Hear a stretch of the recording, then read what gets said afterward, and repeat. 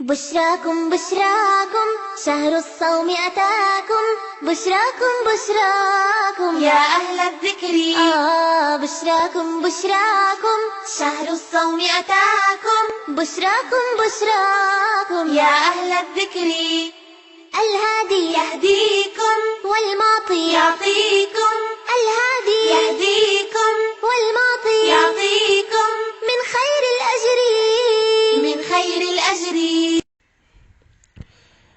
الحمد لله الذي هدانا لهذا وما كنا لنهتدي لولا أن هدانا الله. اللهم صل على محمد وعلى آل محمد كما صليت على إبراهيم وعلى آل إبراهيم إنك حميد مجيد. اللهم بارك على محمد وعلى آل محمد كما باركت على إبراهيم وعلى آل إبراهيم إنك حميد مجيد. அல்லாஹை போற்றி புகழ்ந்து அவனுடைய தூதர் ஸல்லல்லாஹு அலைஹி வஸல்லம் அவர்கள் மீது சலாத்தும் சலாமும் உண்டாகட்டும் என்றும் பிரார்த்தித்தவனாக, இந்த நல்ல சந்தர்ப்பத்திலே அல்லாஹுடைய தூதர் ஸல்லல்லாஹு அலைஹி வஸல்லம் அவர்கள் இந்த உலகுக்கு வழிகாட்டியாய் வந்திருந்த நோக்கத்தை பற்றி நமக்கு பல ஹதீஸ்களிலே தெளிவுபடுத்தியிருக்கின்றார்கள். இந்த உலகத்திலே மனிதன் பிறந்ததிலிருந்து தன்னுடைய மரணம் வரைக்கும் எவ்வாறு வாழ வேண்டும், தன்னுடைய மரணத்துக்கு பின்னால் உள்ள வாழ்க்கைக்காக தன்னை எவ்வாறு தயார்படுத்திக் கொள்ள வேண்டும் என்ற அடிப்படை அம்சங்களையும் நமக்கு கற்றுத்தந்திருக்கின்றார்கள்.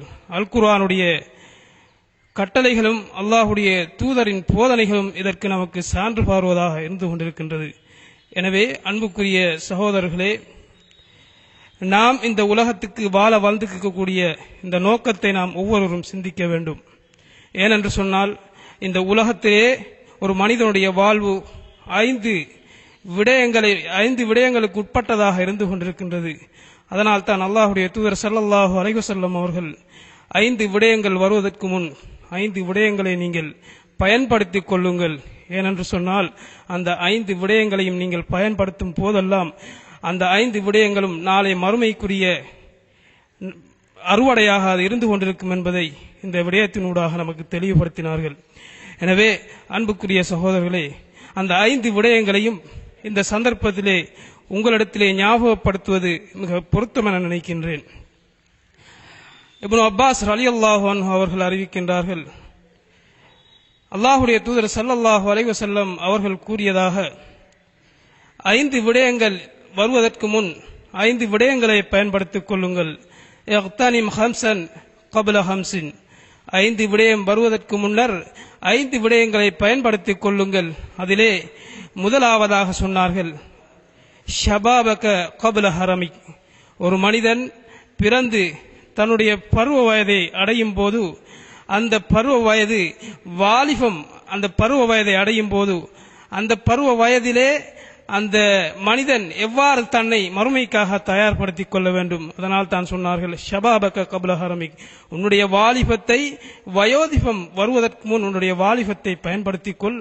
அதே போன்று இந்த வாலிபம் என்பது அல்லாஹுடைய தூதர் அவரோடு இருந்த உத்தம தோழர்கள் தன்னுடைய வாலிபத்தை எவ்வாறு கழித்தார்கள் என்ற வரலாற்று சிறப்புமிக்க சம்பவங்களும் நம்மிடத்திலே காணப்பட்டுக் கொண்டிருக்கின்றது. அந்த வாலிபத்தை எவ்வாறு பயன்படுத்த வேண்டும் என்பதிலே அலி ரலியல்லாஹு அன்ஹு அவர்களுடைய வாழ்க்கை நமக்கு சிறந்த உதாரணமாக இருந்து கொண்டிருக்கின்றது. அதே போன்று இன்னொரு அண்ணன் நபித்தோழர்களுடைய வாழ்க்கை நமக்கு மிக சிறந்த உதாரணமாக இருந்து கொண்டிருக்கின்றது. அதற்கு அடுத்த அம்சமாக அல்லாஹுடைய தூதர் ஸல்லல்லாஹு அலைஹி வஸல்லம் அவர்கள் கூறிய விடயம் என்னவென்றால், ஸிஹ்ஹதக கப்ல ஸகமிக். உன்னுடைய நோய் வருவதற்கு முன்னர் உன்னுடைய ஆரோக்கியத்தை பயன்படுத்திக் கொள். இந்த ஆரோக்கியம் என்பது அல்லாஹ் ஒரு மனிதனுக்கு கொடுத்திருக்கக்கூடிய மிகப்பெரிய அருளாக இருந்து கொண்டிருக்கின்றது. எனவேதான் அல்லாஹுடைய தூதர் மற்றும் ஒரு இடத்திலே கூறுகின்றார்கள், 2 விடயங்களிலே மனிதர்கள் ஏமாற்றப்பட்டுக் கொண்டிருக்கின்றார்கள், ஏமாற்றம் அடைந்து கொண்டிருக்கின்றார்கள். அதிலே ஒன்றுதான் ஆரோக்கியம். அந்த ஆரோக்கியத்தை ஒரு மனிதன் சிறந்த முறையிலே பயன்படுத்தும் போது அல்லாஹ் தனக்கு அளித்த ஆரோக்கியத்தை நல்ல அமல்கள் செய்வதிலே, அல்லாஹுடைய தூதருடைய போதனைகளை தன்னுடைய வாழ்க்கையிலே எடுத்து நடப்பதிலே அந்த மனிதன் பயன்படுத்துவதனாக இருந்தால் அவனுடைய ஆரோக்கியம் மிகச் சிறந்ததாக இருக்கும். ஏனென்று சொன்னால் ஒரு மனிதன் ஆரோக்கியமாக இருக்கக்கூடிய அந்த நிலையிலே தான் அதிகமான நல்லமல்களை செய்து கொள்ள முடியும், மறுமைக்காக தன்னை தயார்படுத்திக் கொள்ள முடியும். மறுமைக்காக நாளை மறுமையிலே அல்லாஹ் அவனுடைய உயர்ந்த சுவனபதி அடைய வேண்டுமென்றால் இந்த ஆரோக்கியமாக இருக்கக்கூடிய நிலையிலேதான் அதனை அவன் பயன்படுத்திக் கொள்ள வேண்டும். ஏனென்றால் அவருடைய நோய் வரும் காலங்களிலே, நோயுற்ற காலங்களிலே ஆரோக்கியமாக இருக்கும்போது எவ்வாறு தன்னுடைய நல்லமல்களை செய்தானோ அந்த நோயுற்ற காலங்களிலே, நோய்வாய்ப்பட்ட சந்தர்ப்பங்களிலே அந்த நல்லமல்களை செய்ய முடியாதிருக்கும். எனவேதான் அல்லாஹ்வுடைய தூதர் நோய் வருவதற்கு முன்னர் உங்களுடைய ஆரோக்கியத்தை பயன்படுத்திக் கொள்ளுங்கள் என்பதாக அழகான முறையிலே நமக்கு விளங்கப்படுத்தி இருக்கின்றார்கள். அடுத்ததாக மூன்றாவது அம்சமாக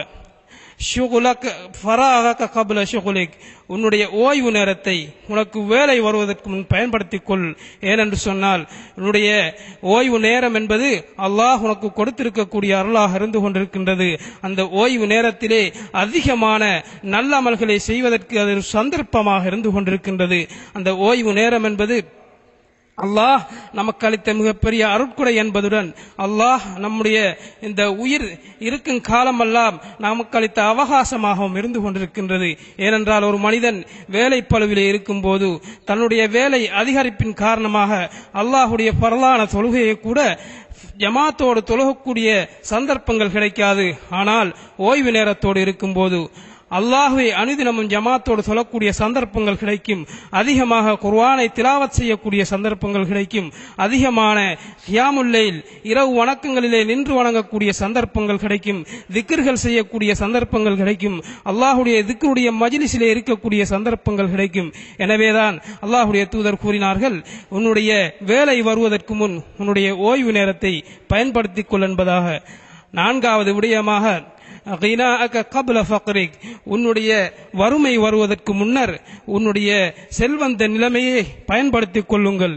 ஏனென்று சொன்னால் செல்வந்த நிலை என்பது அல்லாஹ் இந்த உலகத்திலே எல்லா மனிதர்களுக்கும் கொடுப்பதில்லை. எந்த ஒரு மனிதன் செல்வ நிலையிலே வாழுகின்றானோ அவருடைய உடலை ஆரோக்கியமாக வைத்துக் கொள்ள முடியும். அதே போன்று தன்னுடைய பொருளாதாரத்திலே அல்லாஹுடைய பாதையிலே செலவழிக்கக்கூடிய சந்தர்ப்பங்களை ஏற்படுத்திக் கொள்ள முடியும். தான தர்மங்களை செய்து கொள்ள முடியும். அதே போன்று ஏழை எளியவர்களுக்கு, கஷ்டத்திலே அல்லல் படுகின்ற மக்களுக்கு தன்னுடைய பொருளாதாரத்தின் மூலம் உதவி செய்ய முடியும். அல்லாஹ்வால் விதியாக்கப்பட்ட ஜகாத் என்ற கடமையை கூட அந்த செல்வந்த நிலையிலே இருக்கும் போது பயன்படுத்திக் கொள்ள முடியும். அந்த செல்வந்த நிலையை ஒரு மனிதன் சரியான முறையிலே பயன்படுத்தாமல் அதை வீண்விரயமாக பயன்படுத்துவானாக என்றால், அந்த செல்வ நிலையை துஷ்பிரயோகமாக ஆக்குவானாக இருந்தால் அது அவனுக்கு ஏற்பட்ட கைசேதமாக இருந்து கொண்டிருக்கும்.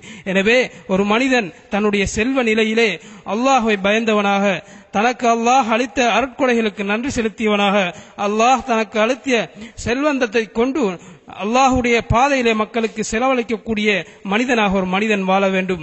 அப்போதுதான் அந்த 5 சந்தர்ப்பங்களில் ஒரு சந்தர்ப்பத்தை நல்ல முறையில் பயன்படுத்திய ஒரு விடயமாக அமையும். அதே போன்று இறுதியாக சொன்ன ஒரு அம்சம், ஹயாத்தக கபுல மௌத்திக், உன்னுடைய வாழ்க்கையை மரணத்துக்கு முன்னர் நல்ல முறையிலே பயன்படுத்திக்கொள். அல்லாஹ் தன்னுடைய திருமறையிலே கூறுகின்றான், அல்லதி ஹலக்கல் மௌத்த வல் ஹயாத்த லியப்லுவக்கும் அய்யுக்கும் அஹ்ஸனு அமலா, மரணத்தையும் வாழ்வையும் படைத்தது உங்களில் அழகிய அமல்கள் யார் செய்கின்றார்கள் என்பதை பரிசோதிப்பதற்காக. அந்த பரிசோதனையிலே நாம் வெற்றி பெற வேண்டும். அல் கையிசு மந்தான நஃப்ஸஹு லிமா அமில லிமா பதல் மௌத், யார் இந்த உலகத்திலே புத்திசாலி என்றால் தன்னுடைய வாழ்க்கைக்கு பின்னால் உள்ள நிரந்தர வாழ்க்கைக்காக இந்த உலகத்தை பயன்படுத்திக் கொள்பவனே தான் புத்திசாலி என்பதாக அல்லாஹ்வுடைய தூதர் ஸல்லல்லாஹு அலைஹி வஸல்லம் அவர்கள் கூறியிருக்கின்றார்கள். எனவே மேற்கூறிய 5 அம்சங்களையும் நம்முடைய வாழ்க்கையிலே எடுத்து நடந்து அந்த 5 சந்தர்ப்பங்களையும் துஷ்பிரயோகம் செய்த ஒரு வீணான ஒரு மனிதனாக இல்லாமல் நல்ல முறையிலே பயன்படுத்திய ஒரு நல்ல மனிதனாக வாழ்ந்து இறுதி மூச்சு வரை அல்லாஹும் அவருடைய தூதர் ஸல்லல்லாஹு அலைஹி வஸல்லம் அவர்கள் போதித்த நல்ல விடயங்களை நம்முடைய வாழ்க்கையில் எடுத்து நடப்பதற்கு அல்லாஹ் உதவி செய்ய வேண்டும் என்று என்னுடைய உரையை முறித்துக் கொள்கிறேன். வாஹிர் தஅவாத்தி அல்ஹம்துலில்லாஹி ரப்பில் ஆலமீன்.